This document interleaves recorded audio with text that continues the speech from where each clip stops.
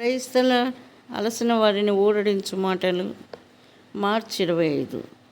నేనేమై ఉన్నానో అది దేవుని కృప వలననే అయి ఉన్నాను. 1 కొరింథీ 15:10. దేవుడు మనలను రక్షించుటలో ఒక ఉన్నతమైన ఉద్దేశం కలిగి ఉన్నాడు. రాబోవు నూతన సృష్టిలో మనను రాజులనుగా రాజకుమారులనుగా చేయగోర్చున్నాడు. యేసుక్రీస్తు ప్రభు రక్తం చేత విమోచించబడిన వారందరికీ ఆ ఆధిక్యత కలదు. ప్రకటన 5:9, 10. ఆ ఉద్దేశంతోనే దేవుడు మన అవసరతలలో, లోపములలో, బలహీనతలలో తన కృపను అందుబాటులో నుంచెను. ఆయన కృపా సింహాసనం ఎదుటకు వచ్చుట ద్వారా మనము కృపను పొందగలము. మన పరీక్షలు, శోధనలు, బాధలు ఏమైనప్పటికీ ఆయన కృప మనకు చాలును.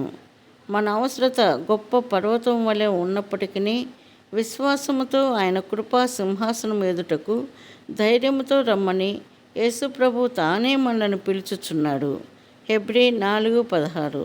అందుచేతనే మనం దేవుని కృపను ఇంకనూ తెలుసుకుని దానిని ఏ విధముగా పొంది ఆనందించవలెనో నేర్చుకునవలెను.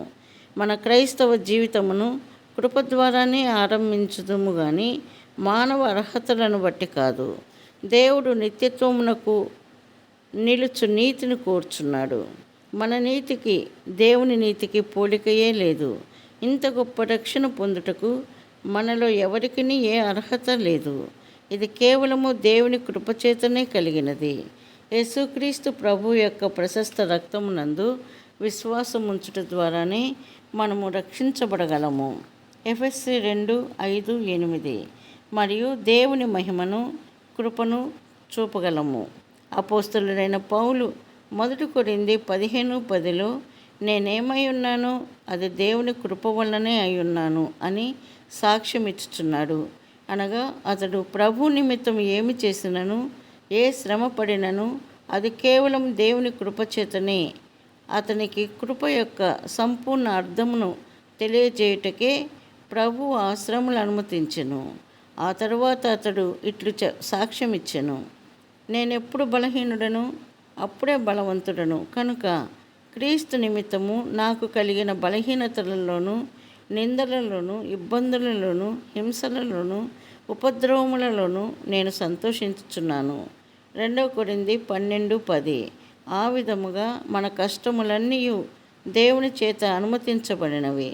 కృపను గూర్చి తెలుసుకొనుటకు, దానియందు ఆనందించుటకే ఈ కష్టములు అనుమతించబడినవి. ప్రపంచమంతటిలో మిక్కిలి బలహీనుడైన విశ్వాసి ఆయన కృపను పొందుట ద్వారా బలవంతుడు కాగలడు. మన బలహీనతలు, బుద్ధిహీనతలను బట్టి మనము దుఃఖపడనవసరం లేదు, కృంగిపోనవసరం లేదు. ఎందుచేతనగా కృపా సింహాసనమునొద్దకు ధైర్యముతో వెళ్ళుటకు మనకు ప్రవేశం కలదు. మన కొరకు ఆయన ప్రతి శోధన ద్వారా వెళ్ళవలసి వచ్చినది. అయినప్పటికీ ఆయన పాపము లేనివాడు. అందుచేతనే ఆయన ఇప్పుడు మన మానవ బలహీనతలన్నిటి కొరకు విజ్ఞాపన చేయుచున్నాడు.